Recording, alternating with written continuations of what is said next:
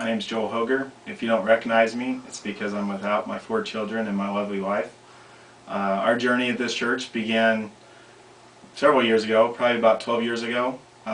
We decided to look for a church home. I was raised the son of a Lutheran pastor, and Megan's dad is a certified Quaker pastor. So we had to find a church we felt comfortable with. I'll never forget our first trip into church. We were waiting to talk about, they had a new member class afterwards, and it was Pastor Akers, and we had communion that day, and that's something that Megan wasn't raised practicing in the Quaker church, and she was kind of wanting to leave, and I said, well, let's just talk to the pastor and see how it goes. And I'll never forget, I said to Pastor Akers, I pulled him aside and I said, my wife's Quaker and they don't practice communion, is that a problem? And he said, no, in fact my wife's Quaker if you want to come meet her. And from that day, this church was home for us. Our oldest son is now 10. This church has raised them. The people here are amazing. Dixie Olson had more impact in our lives than probably willing to admit.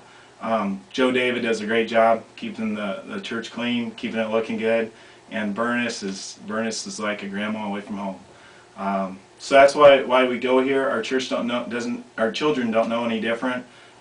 This to them is home, and I guess for that I have to say thank you to the church, and God bless.